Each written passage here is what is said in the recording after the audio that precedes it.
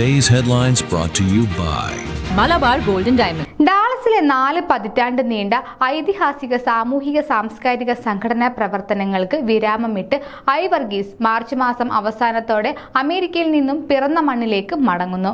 കേരള അസോസിയേഷന്റെ മാത്രമല്ല, അമേരിക്കൻ മലയാളികളുടെ ചരിത്ര താളുകളിൽ തങ്കലിപികളിൽ ലിഖിതപ്പെടുത്തേണ്ട അമൂല്യ വ്യക്തിത്വത്തിന്റെ ഉടമയാണ് ഐ വർഗീസ് എന്ന് വിശേഷിപ്പിച്ചാൽ അതിൽ ഒട്ടും അതിശയോക്തി ഇല്ല തന്നെ.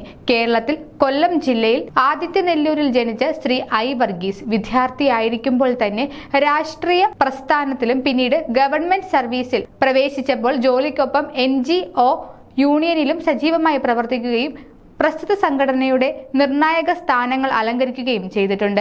4 പതിറ്റാണ്ട് വർഷത്തെ അമേരിക്കൻ ജീവിതം അവസാനിപ്പിച്ച് ഇവിടെ നിന്നും വിട പറയുമ്പോൾ അദ്ദേഹത്തിന്റെ അസാന്നിധ്യം ഡാളസ് മലയാളികൾക്ക് വലിയൊരു നഷ്ടമാണ്. ശിഷ്ടമുള്ള ജീവിതം, നാട്ടിലെ തന്റെ ബാല്യകാല സുഹൃത്തുക്കൾ, ഔദ്യോഗിക ജീവിതത്തിലെ സഹപ്രവർത്തകർ, നാട്ടുകാർ, സ്നേഹിതന്മാർ എന്നിവരോടൊപ്പം ചിലവഴിക്കുക എന്ന തീരുമാനം തികച്ചും അനുയോജ്യമാണ്.